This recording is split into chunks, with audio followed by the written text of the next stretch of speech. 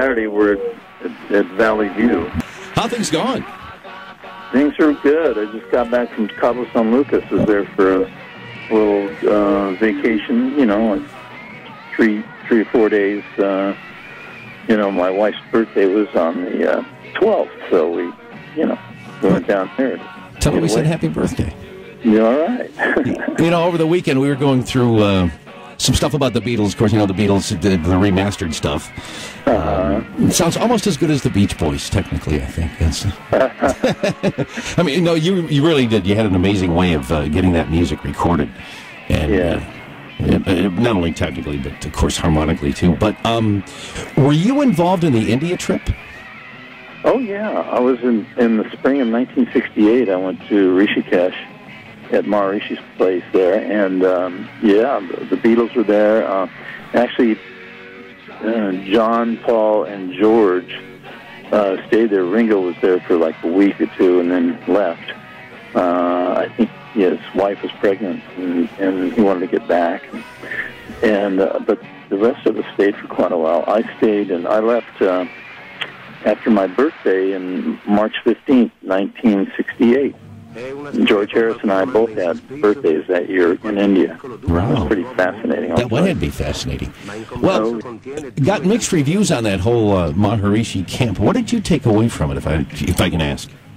Well, I've meditated every day since then, and Paul and Ringo and myself and Donovan, we were in New York a few months ago for a David Lynch Foundation benefit to help raise funds and awareness to teach 1 million at-risk kids the TM program. And so, they were saying nothing but nice things and stuff. But there was a guy there that got into Lennon's ear and said some stuff that wasn't true and just caused a bunch of crap. So, but everybody else is benefited from learning from Maharishi for many years. Well, if you ever decide to give up music, which I hope you never do, but if you do, there are a lot of people, I think, in this world these days who could use a little meditation. Several billion, as a matter of fact. Yeah, I would think so. Most of them are on Wall Street. Oh, yeah. That's just one of the places. Yeah, that's true. Okay, so as far as stress, Maharishi once said something very interesting, because he said you need a cool head and a warm heart, and I made up a little pop song about it, and we do it in our concert. Awesome. And I attribute it to something very simple yet profound that Maharishi said. Wow. Yeah. Good stuff. Yeah. Well, I was going to ask you, what's in the show this year? Well, we do a couple of the more esoteric things, but we do everything from A to Z, which means Surfing Safari to Kokomo, and a lot of things in between. Yep. Yeah, we were fortunate to have a lot of hit records in the 60s. The biggest selling one of the 60s was Good Vibrations, 1966. And then it was eclipsed only by Kokomo in 1988. Which went to #1. And that is like the biggest sing-along thing in our show. But there's a couple other big ones, too, like Help Me Rhonda and Barbara Ann. And everything else? Well, Surfing Safari, Surfing USA, and 409. And, to see people that weren't born yet sing along to these songs, it's really, really cool. Well, here's the fun thing about it. This radio station, The Walrus, we've been on the air since Tax Day 2008. When we first started out, we were number 22 in the market. Oh, yeah. Which is not bad. Last week we got the ratings. We were number 2. No way. Playing this music. Congratulations. So, that's fantastic. We owe it to you.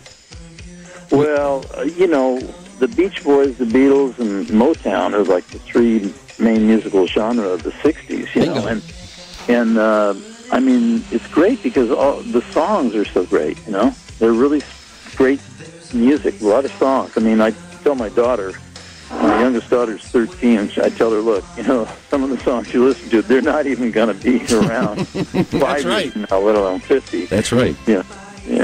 Although, I will admit, there are some songs, some current songs that I really dig.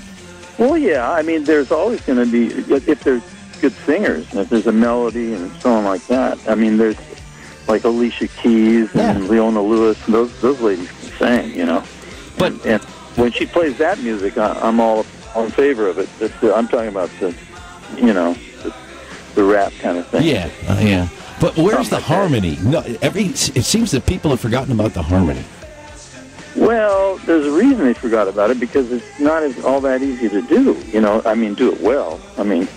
There's a few groups that have been around that have mastered that, and the Beach Boys, because of my cousin Brian, mainly. He's brilliant at structuring harmonies. Brian Wilson is, he's really gifted at that. So, because of his influence and his fascination with a group called the Four Freshmen, who sang this close 4-part harmony, and of course the Everly Brothers have their 2-part harmony, and we would put a third or a fourth on it, if we're singing one of their songs. So, and the doo-wop songs were a big influence on us. The doo-wop songs of the 50s and early 60s were a tremendous influence on us. We loved those songs, and we did our own recordings of several of them. Why Do Fools Fall in Love? We do it in our show. It's on your the latest CD that just came out. Yeah, that's true. Well, I think the biggest sound in that is the Christmas CD. When you do things like Santa Claus is Coming to Town, and that's the tight 4-part harmony that it is reminiscent of the 50s.